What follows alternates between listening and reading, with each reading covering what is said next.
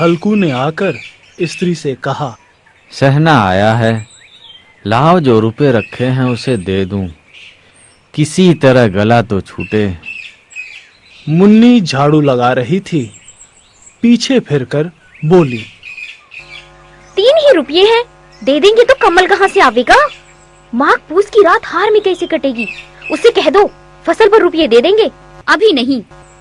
हल्कू एक क्षण अनिश्चित दशा में खड़ा रहा। पूस सिर पर आ गया। कम्मल के बिना हार में रात को वह किसी तरह नहीं सो सकता, मगर सहना मानेगा नहीं। घुड़कियां जमाएगा, गालियां देगा। बला से जाड़ों मरेंगे, बला तो सिर से टल जाएगी। यह सोचता हुआ वह अपना भारी भरकम डील लिए हुए, जो उसके नाम को झूठ सिद्ध करता था, स्त्री के समीप आ गया और खुशामद करके बोला, ला दे दे, भला तो छूटे। कम्मल के लिए कोई दूसरा उपाय सोचूंगा। मुन्नी उसके पास से दूर हट गई और आंखें तरेरते हुए बोली, कर चुके दूसरा उपाय। जरा सुनूं, कौन उपाय करोगे? कोई खैरात दे देगा कम्मल? ना जाने कितनी बाकी है जो किसी तरह चुकने की नहीं आती। मैं कहती हूँ तुम क्यों नहीं खेती छोड़ देते? मरमर काम करो, उपज हो तो बाकी दे दो। चलो छुट्टी हुई, बाकी चुकाने के लिए ही तो हमारा जन्म हुआ है। पेट के लिए मजूरी करो, ऐसी खेती से बाज आए। मैं रुपए ना दूंगी, ना दूंगी। हल्कू उदास होकर बोला, तो क्या गाली खाऊं? मुन्नी ने तड़प कर कहा, गाली क्यों देगा? क्या उसका राज है? मगर यह कहने के साथ ही उसकी तनी हुई भौहें ढीली पड़ गईं। हल्कू के उस वाक्य में जो कठोर सत्य था, मानो एक भीषण जंतु की भांति उसे घूर रहा था। उसने जाकर आले पर से रुपए निकाले और हल्कू के हाथ पर रख दिए। फिर बोली, तुम छोड़ दो अब की ये खेती। मजूरी में सुख से एक रोटी तो खाने को मिलेगी, किसी की धौंस तो न रहेगी। अच्छी खेती है, मजूरी करके लाओ, वो उसी में झोंक दो, उस पर से धौंस। हल्कू ने रुपए लिए और इस तरह बाहर चला मानो अपना हृदय निकालकर देने जा रहा हो। उसने मजूरी से एक एक पैसा काट काट कर 3 रुपए कम्मल के लिए जमा किए थे। वह आज निकले जा रहे थे। एक एक पग के साथ उसका मस्तक दीनता के भार से दबा जा रहा था। पूस की रात आकाश में तारे ठिठुरते हुए मालूम होते थे। हल्कू अपने खेत के किनारे ऊख के पत्तों की एक छतरी के नीचे बांस के खटोले पर अपनी पुरानी गाढ़े की चादर ओढ़े कांप रहा था। खाट के नीचे उसका संगी कुत्ता जबरा पेट में मुंह डाले सर्दी से कूं कूं कर रहा था। 2 में से एक को भी नींद न आती थी। हल्कू ने घुटनियों को गर्दन में चिपकाए हुए कहा, क्यों जबरा, जाड़ा लगता है? कहता तो था घर में पुआल पर लेट रहे, तो यहाँ क्या लेने आए थे? अब खाओ ठंड, मैं क्या करूं? जानते थे यहाँ हलवा पूरी खाने आ रहा हूँ, दौड़े दौड़े आगे आगे चले आए। अब रो नानी के नाम को। जबरा ने पड़े पड़े दुम हिलाई और अपनी कूं कूं को दीर्घ बनाता हुआ एक बार जम्हाई लेकर चुप हो गया। उसकी श्वास बुद्धि ने शायद ताड़ लिया। स्वामी को मेरी कूं कूं से नींद नहीं आ रही है। हल्कू ने हाथ निकालकर जबरा की ठंडी पीठ सहलाते हुए कहा, कल से मत आना मेरे साथ, नहीं तो ठंडे हो जाओगे। यह पछुआ न जाने कहां से बर्फ लिए आ रही है। उठूं, फिर एक चीलम भरूं, किसी तरह रात तो कटे। 8 चीलम तो पी चुका।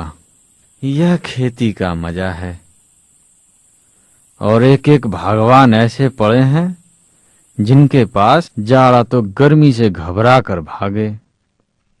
मोटे मोटे गद्दे, लिहाफ, कम्बल, मजाल है कि जाड़े का गुजर हो जाए। तकदीर की खूबी है, मजूरी हम करें, मजा दूसरे लूटें। हल्कू उठा और गड्ढे में से जरा सी आग निकालकर चिल्लम भरी। जबरा भी उठ बैठा। हल्कू ने चिल्लम पीते हुए कहा,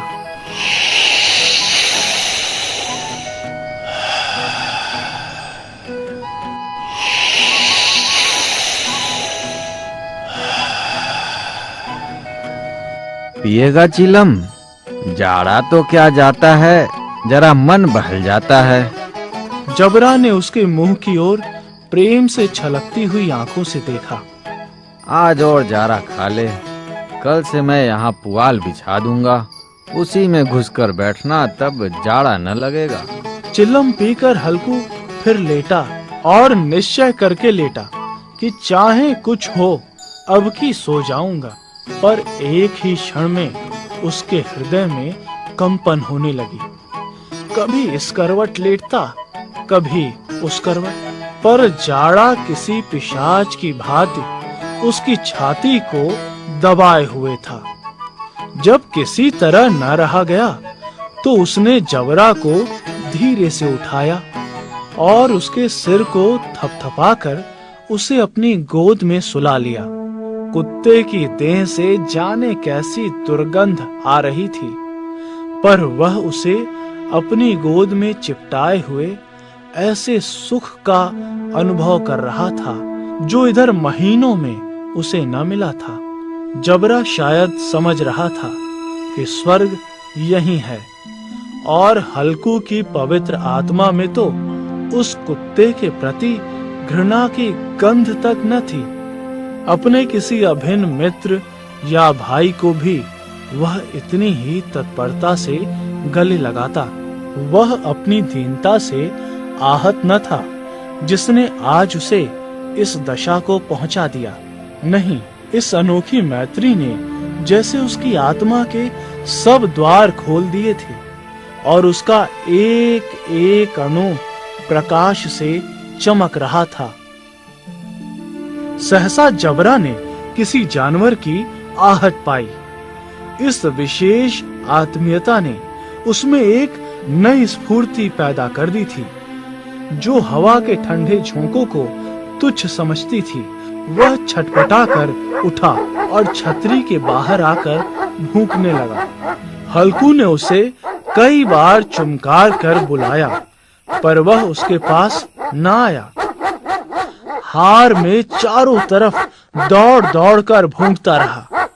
एक क्षण के लिए आ भी जाता तो तुरंत फिर दौड़ता। कर्तव्य उसके हृदय में अरमान की भांति उछल रहा था। 1 घंटा और गुजर गया। रात ने शीत को हवा से धधकाना शुरू किया। हल्कू उठ बैठा और दोनों घुटनों को छाती से मिलाकर सिर को उसमें छिपा लिया। फिर भी ठंड कम न हुई। ऐसा जान पड़ता था सारा रक्त जम गया है। धमनियों में रक्त की जगह हिम बह रहा है। उसने झुककर आकाश की ओर देखा। अभी कितनी रात बाकी है। सप्तर्षि अभी आकाश में आधे भी नहीं चढ़े। ऊपर आ जाएंगे तब कहीं सवेरा होगा।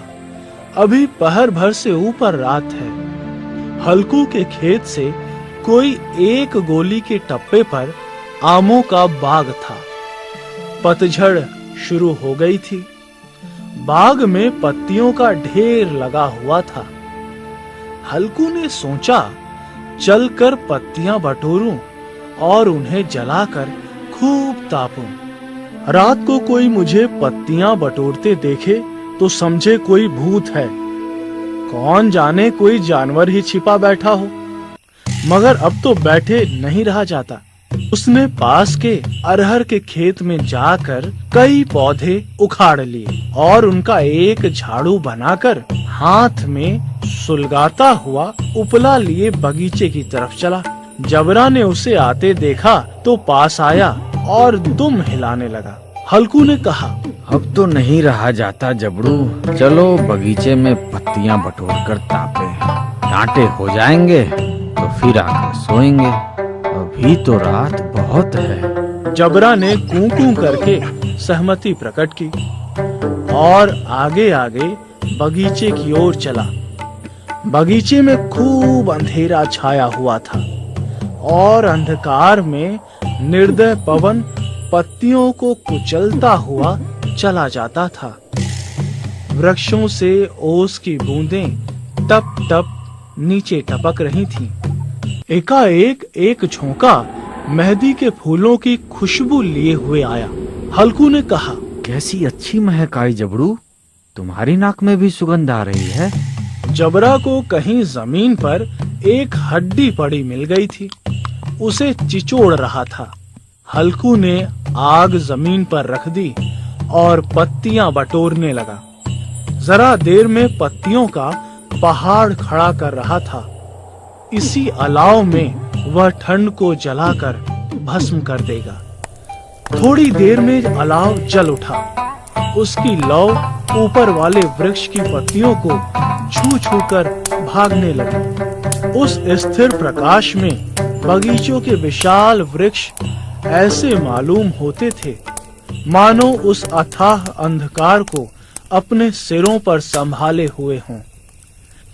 अंधकार के उस अनंत सागर में यह प्रकाश एक नौका के समान हिलता मचलता हुआ जान पड़ता था। हल्कू अलाव के सामने बैठा आग ताप रहा था। एक क्षण में उसने दोहर उतार कर बगल में दबा ली और दोनों पांव फैला दिए, मानो ठंड को ललकार रहा हो। तेरे जी में जो आए सो कर। ठंड की असीम शक्ति पर विजय पाकर वह विजय गर्व को हृदय में छिपा ना सकता था। क्यों जब्बर, अब ठंड नहीं लग रही है? जबरा ने कूं कूं करके मानो कहा, अब क्या ठंड लगती ही रहेगी? पहले से यह उपाय न सूझा, नहीं इतनी ठंड क्यों खाते? जबरा ने पूंछ हिलाई।